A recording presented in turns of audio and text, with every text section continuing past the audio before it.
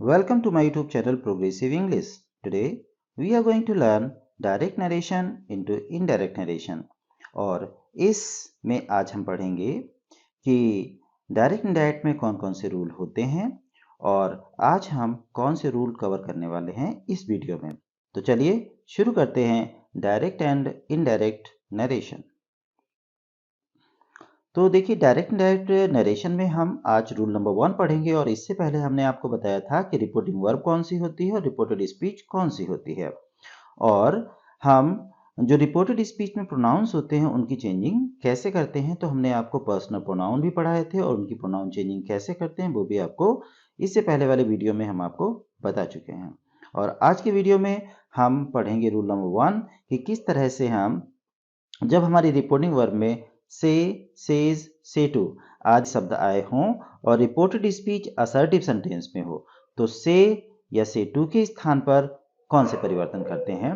तो देखिए जब हमारी रिपोर्टेड स्पीच में से, सेज या से टू आदि शब्द आए हों तो रिपोर्टेड स्पीच और रिपोर्टेड स्पीच असर्टिव सेंटेंस में हो तो से या से टू के स्थान पर कौन से परिवर्तन करते हैं आपके सामने है।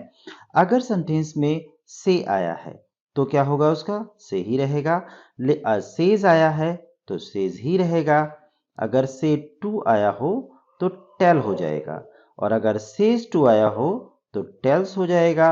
अगर विल से या सैल से आया हो तो विल से या सैल से ही रहेगा। उसी तरह से अगर विल या सैल से टू आया हो तो विल या सैल टेल हो जाएगा। और इतना ध्यान रखें कि जब टू आता है तो टेल हो जाता है, टू नहीं आता है तो जो होता है वही रहता है।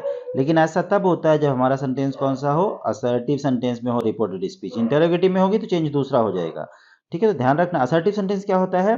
असर्टिव सेंटेंस का मतलब होता है अफर्मेटिव सेंटेंस या निगेटिव सेंटेंस। तो आपको सबसे पहले ये ध्यान रखना है कि अगर हमारा अफर्मेटिव सेंटेंस है या निगेटिव सेंटेंस है तो हम ये वाली चेंजिंग जो से हो रहा है, से सेज हो रहा है, से टू से टेल हो रहा है, ये सब चेंजिंग्स हमारी होंगी। तो इतना ध्यान रखना होता है कि रिपोर्टेड स्पीच हमारी असर्टिव सेंटेंस में होनी चाहिए और असर्टिव सेंटेंस का मतलब होता है अफर्मेटिव सेंटेंस या निगेटिव सेंटेंस। चलिए, तो इसी तरह से सेइंग अगर आया होगा रिपोर्टिंग वर्ब में तो क्या होगा, सेइंग ही रहेगा। और अगर सेइंग टू आया होगा तो क्या हो जाएगा, टेलिंग हो जाएगा। तो इसको आप अच्छी तरह से नोट कर लीजिए कि कहां पर कौन सी चेंजिंग होती है। अब हमने पॉइंट नंबर 1 में तो ये पढ़ लिया कि अगर रिपोर्टिंग वर्ब में से या सेज या से टू शब्द आए हों और रिपोर्टेड स्पीच असर्टिव सेंटेंस में हो तो हम कौन से परिवर्तन करते हैं, से, सेज या से टू आदि में कौन से परिवर्तन करते हैं, ये हमें पता चल चुके हैं। पॉइंट नंबर 2 पे चलते हैं और ये देखते हैं कि पॉइंट नंबर 2 में और क्या होता है। देखिए, जो हमारा रिपोर्टिंग वर्ब और रिपोर्टेड स्पीच के बीच में कॉमा और इन्वर्टेड कॉमा होता है उसके स्थान पर हम किसका प्रयोग करते हैं, दैट का प्रयोग करते हैं। और रिपोर्टेड स्पीच के प्रोनाउन को रिपोर्टिंग वर्ब के सब्जेक्ट या ऑब्जेक्ट के अनुसार चेंज करते हैं। इसको हमने अच्छे से आपको इसके जो डायरेक्ट इनडायरेक्ट का हमारा वीडियो नंबर 1 है, पहला वीडियो है, उसमें हमने इसको अच्छी तरह से समझाया है। उस वीडियो को आप देख लीजिएगा। ये बात आपको समझ में आ जाएगी कि रिपोर्टिंग वर्ब के सब्जेक्ट या ऑब्जेक्ट के अनुसार किस तरह से हम रिपोर्टेड स्पीच के प्रोनाउन को चेंज करते हैं। ठीक है, अब हम चलते हैं पॉइंट नंबर 3 पर और पॉइंट नंबर 3 में क्या है कि रिपोर्टेड स्पीच के टेंस में कोई परिवर्तन नहीं करते हैं। और ये भी ध्यान रखना है कि परिवर्तन क्यों नहीं करते हैं कि जब तक से टू, विल से, शैल से आदि ये अगर रिपोर्टिंग वर्ब में आए हैं, यानी से अगर रिपोर्टिंग वर्ब में आया है तो रिपोर्टेड स्पीच के टेंस में हम कोई परिवर्तन नहीं करते हैं। ये ध्यान रखना है आपको। ठीक है, अब चलते हैं कुछ एग्जांपल्स कर लेते हैं और एग्जांपल से आपको समझ में आ जाएगा कि पॉइंट नंबर 1 और पॉइंट नंबर 2 में हमने क्या किया है और पॉइंट नंबर 3 के जो अलर्ट है, इंस्ट्रक्शन है, वो हमने किस तरह से फॉलो करना है। तो देखिए शुरू करते हैं एग्जांपल्स को। और एग्जांपल में पहला एग्जांपल है ही सेज। तो देखिए सेज आया है, इसका मतलब ये हुआ कि सेज का सेज रहेगा। कॉमा, इन्वर्टेड कॉमा के स्थान पे पॉइंट नंबर 2 में हमने बताया है कि दैट का प्रयोग करते हैं, तो हमने दैट का प्रयोग कर लिया। अब आई जो है हमने प्रोनाउन चेंजिंग में बताया था, आई जो है फर्स्ट पर्सन है और फर्स्ट पर्सन सब्जेक्ट के अनुसार चेंज होता है, अर्थात ही के अनुसार चेंज होगा तो क्या हो जाएगा, ही हो जाएगा। और ही के साथ डू नहीं बल्कि डज आ जाएगा। और माई के स्थान पर फिर माई जो है वो भी फर्स्ट पर्सन है, ही के अनुसार चेंज होगा। माई पजेसिव है, ही का पजेसिव हिज होता है तो हम हिज ले आएंगे यानी हिज वर्क। और माई सेल्फ का क्या हो जाएगा, हिमसेल्फ। तो एक बार प्रोनाउन चेंजिंग के लिए आप पहला वाला वीडियो देख लीजिएगा, आपको प्रोनाउन चेंजिंग सारी समझ में आ जाएगी, बाकी कुछ बहुत ज्यादा टफ नहीं है। तो देखिए दूसरा सेंटेंस है कि रवि सेज टू हर, तो क्या हो जाएगा, सबसे पहले हम रवि को लाएंगे, रवि टेल्स हर, और कॉमन नोट कॉमा के स्थान पे क्या लगाएंगे, दैट। और फिर जो यू है वो सेकेंड पर्सन, और सेकेंड पर्सन ऑब्जेक्ट के अनुसार चेंज होता है, अपनी हर के अनुसार चेंज होगा। यू जो है वो नॉमिनेटिव है, तो हर का नॉमिनेटिव क्या होता है, शी होता है, तो यू के स्थान पे क्या आ जाएगा, शी आ जाएगा। और सी के साथ हम हैव नहीं बल्कि हैज लाएंगे, हैज नॉट टेकन और lunch, has not taken lunch, ठीक है। तो Ravi tells her that she has not taken lunch, ये हो गया। अगला सेंटेंस हमारा है शी सेज टू देम, तो हम क्या करेंगे इसको, सबसे पहले हम लाएंगे सी, और फिर यहां पे हम करेंगे सेज टू का टेल्स, यानी सी टेल्स देम।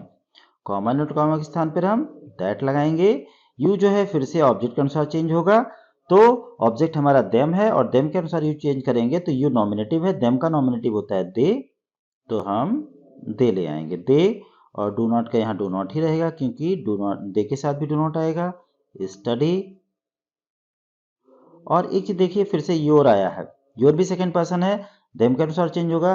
और योर पजेसिव है, देम का पजेसिव क्या होता है, देयर, यानी हम ले आएंगे THEI आर देयर बुक्स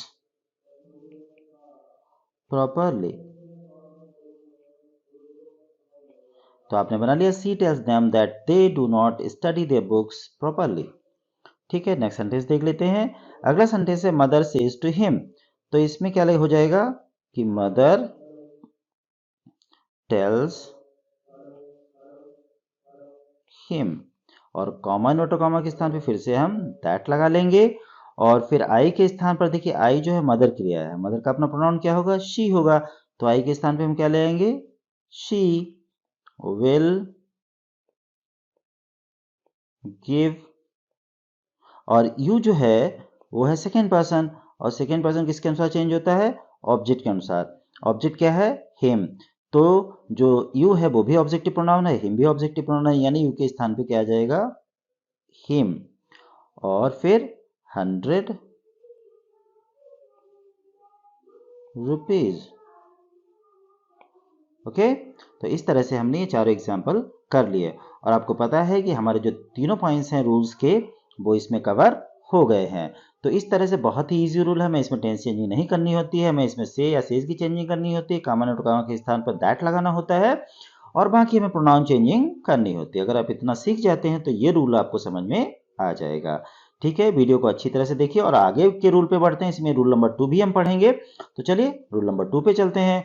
और रूल नंबर 2 में देखिए हमारा पहला पॉइंट है कि जब रिपोर्टिंग वर्ब में से, सेज टू या से टू आदि शब्द आए हों और रिपोर्टेड स्पीच इंटेरोगेटिव सेंटेंस में, इसी बात पे ध्यान देना है, इंटेरोगेटिव सेंटेंस में हो, तो से या से टू के स्थान पर हम देखिए निम्न परिवर्तन करते हैं। कौन से परिवर्तन करते हैं, देखिए से अगर आया है तो आस्क हो जाएगा, सेज अगर आया है तो आस्क्स हो जाएगा, से टू आया है तो आस्क, सेज टू आया है तो आस्क्स, और विल से या सेल से आया है तो विल या सेल आस्क हो जाएगा।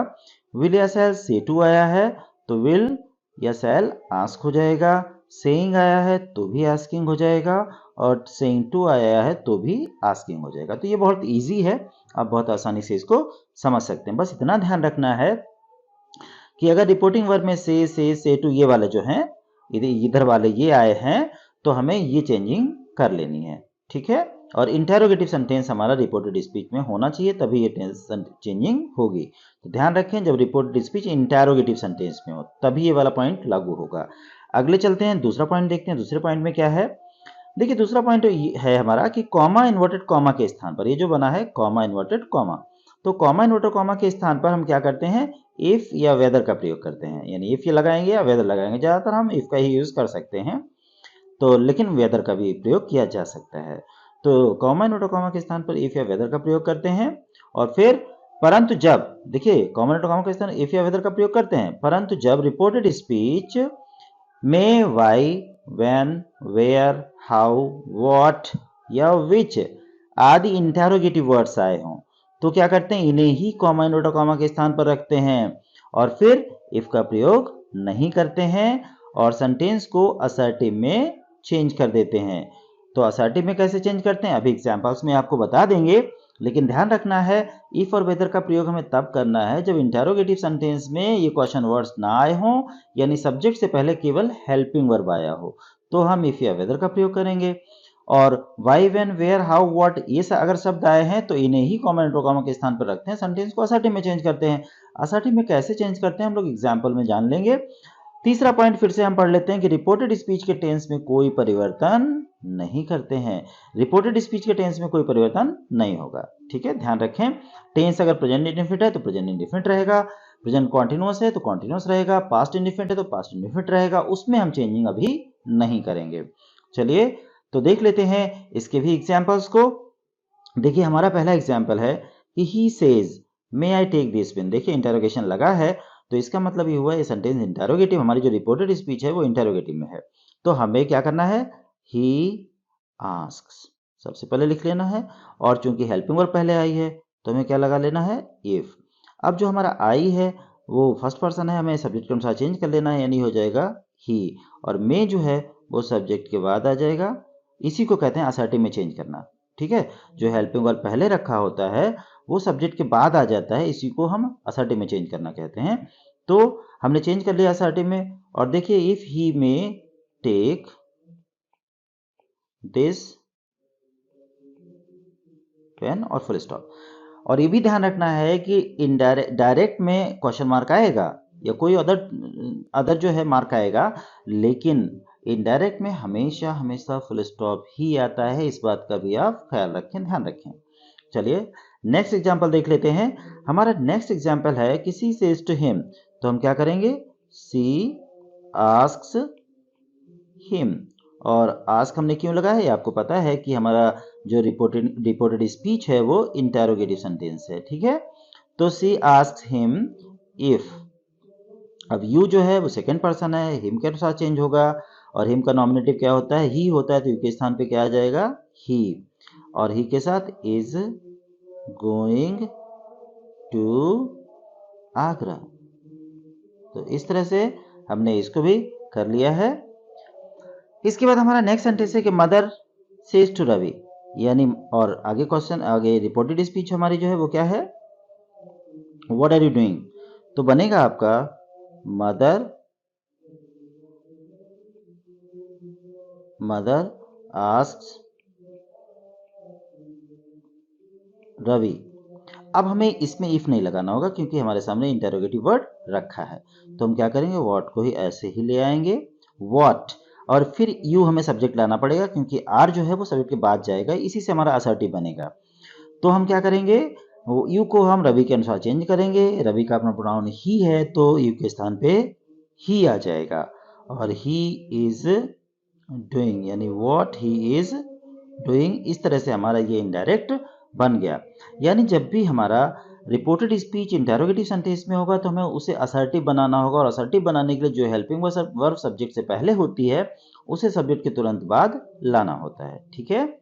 चलिए नेक्स्ट एग्जांपल देख लेते हैं। अगला एग्जांपल है रोहित सेज टू हर, तो हम क्या करेंगे, रोहित आस्क्स हर वाई, हम वाई ऐसे ले आएंगे वाई, और यू जो है हर के अनुसार चेंज होगा, तो यू नॉमिनेटिव है तो हर का नॉमिनेटिव शी होता है, तो यहाँ पे हम ले आएंगे शी, और फिर सी के साथ हम हैव नहीं बल्कि हैज लाएंगे, सिंगुलर है। तो what's why she has called, और हिम थर्ड पर्सन है इसलिए हिम का हिम रहेगा। तो इस तरह से हमने इसके भी एग्जाम्पल्स को कर लिया और हमारा जो पॉइंट थे वो इसमें कवर हो गए हैं।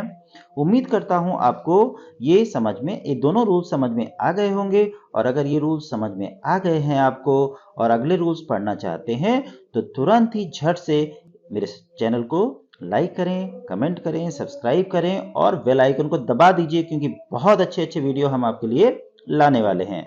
और उन सारे वीडियोस को आप अगर देखते रहेंगे तो आपकी ग्रामर बहुत ही स्ट्रांग हो जाएगी। चाहे आप कोई भी कॉम्पिटिटिव तैयारी कर रहे हो, टीजीटी की तैयारी कर रहे हो, पीजीटी की तैयारी कर रहे हो, सभी की तैयारी में ये वीडियोस बहुत ही हेल्पफुल होंगे जो आने वाले हैं। ठीक है, तो जल्दी से चैनल को सब्सक्राइब कर लीजिए और लाइक कमेंट करें, और जो भी आपकी समस्या हो उसको कमेंट में लिख के भेजें। हम कोशिश करेंगे कि उस पर वीडियो बना दें। Okay, thank you, keep watching and keep learning.